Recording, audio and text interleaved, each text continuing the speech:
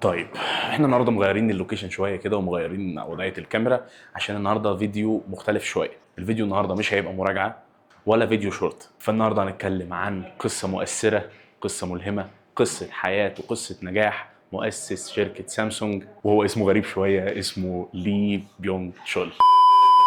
لي بيونج تشول هنتكلم عن رحلته من اللاشيء لصاحب اقوى براند تكنولوجي في كوريا ومن اقوى براندات التكنولوجيا في العالم كله، المنافس الاول والوحيد لابل في اخر 10 15 سنه شركه سامسونج. يلا بينا. في وسط كوريا الفقيره اللي كانت خارجه من الاحتلال الياباني ووسط فقر كبير وصراعات داخليه، كان في شاب اسمه لي بيونج تشول. اتولد سنة 1910 في عيلة ميسورة الحال نسبيا، مش أغنياء ومش فقراء، لكنه ما كانش راضي يعيش حياة عادية. فالشاب ده قرر يسافر اليابان ويدرس هناك ويبدأ حياة جديدة. فقرر يدرس الاقتصاد، وبعد ما قرر يدرس الاقتصاد وفعلا سافر، ساب الدراسة وقرر انه يرجع كوريا ويبتدي حياته من هناك من الصفر. وفي الوقت ده للأسف كانت كوريا شبه مدمرة اقتصاديا، لكنه في الوقت ده قرر ينشئ شركة سامسونج. سانج هو كان ده اسمها الأول، وكانت بسيطة جدا، ما كانتش شركة سامسونج اللي متخيلها انت ولا تكنولوجيا ولا حاجة. كانت قريبة لفكرة البضاعة، كان بيبيع منها رز، دقيق، سمك مجفف. كانت حاجة مختلفة تماما عن سامسونج اللي نعرفها دلوقتي. واضطر في بداياته بسبب الحرب العالمية الثانية انه يتنقل كتير من مكان لمكان، وما كانش فيه استقرار خالص في الشغل اللي هو بدأه، وبرضه بسبب الاحتلال الياباني.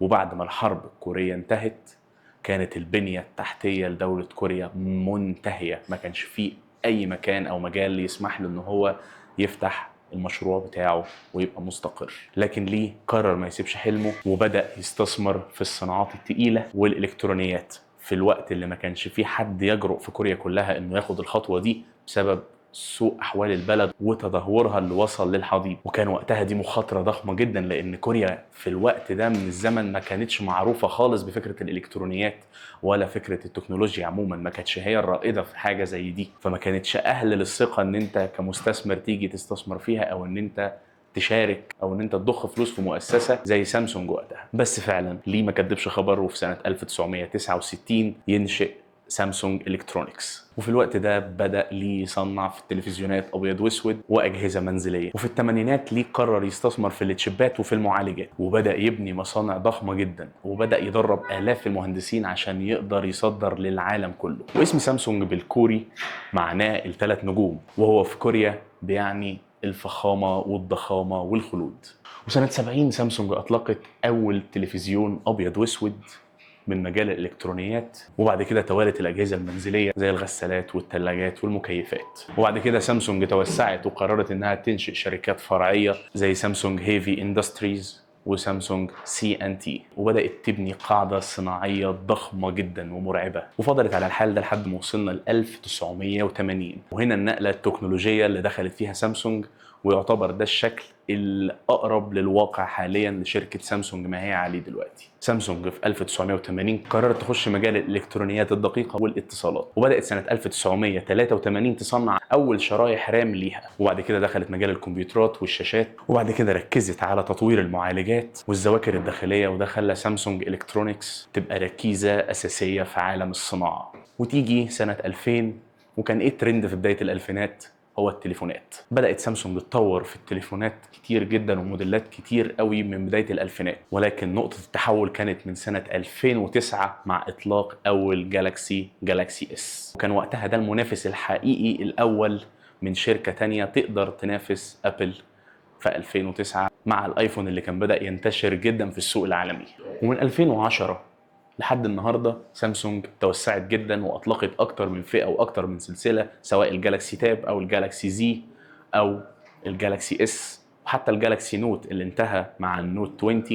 بس سامسونج فضلت اقوى واتقل واشرس منافس لابل في خلال السنين اللي فاتت دي كلها. وكمان بفئه الزي فولد او الزي فليب، فسامسونج واخده حصه الاسد من مبيعات هواتف الفولد والفليب على مستوى العالم. ده غير كمان ان 90% من شاشات الاموليد اللي موجوده في السوق العالمي بتبقى من انتاج شركه سامسونج. شركه ابل نفسها شاشات الايفون بتاعتها بتتاخد من شركه سامسونج، وسامسونج هي اللي بتصنع شاشات لابل. وحاليا سامسونج عندها مصانع في الصين والهند وكوريا وفيتنام، وبتستثمر في الوقت الحالي في الذكاء الصناعي والشرايح الجديدة ومجال الاتصالات. وكمان اللي محدش يعرفه عن سامسونج انها بتشتغل في المجال العسكري وفي الاقمار الصناعيه، والموضوع ده مش مشهور قوي. سامسونج عندها دبابات وعندها عربيات تقيله وعندها براندات كتيره جدا للي يدور بس، وايرادات سنويه بتتخطى ال 200 مليار دولار، وعدد موظفين يوصل ل 300 الف موظف حول العالم. تيجي تبص سامسونج نجحت ازاي في وقت صعب جدا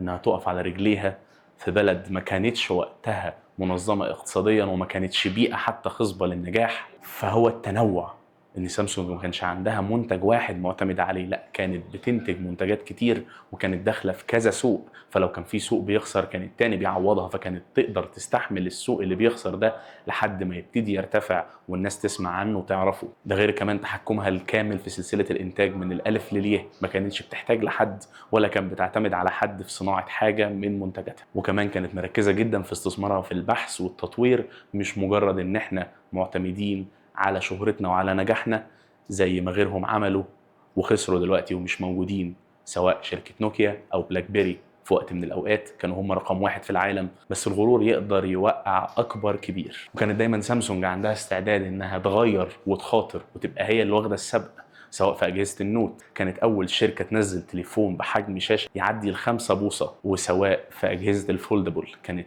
أول شركة تنزل تليفون حقيقي تقدر تشتريه من السوق، سواء كان فيه عيوب او ما كانش فيه، بس سامسونج على طول بتبقى هي السابقه والباقي بيجي وراها. وفي النهايه لي بيونج تشول ما كانش مجرد رجل اعمال عادي انه يخلي كوريا من افقر دول العالم لدوله من الاوائل على العالم في عالم التكنولوجيا حاليا، وقدر يحول كوريا لدوله رائده على مستوى العالم في التكنولوجيا. وتوفى ليه سنة 1987 وساب وراه امبراطورية كبيرة فيها أكتر من 300 ألف شخص حول العالم شغالين فيها، ومنتجات موجودة في كل بيت.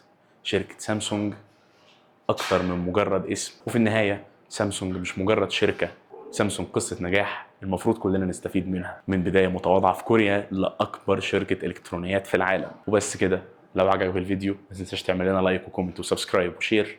كان معاكم حازم تيك فيو، سلام.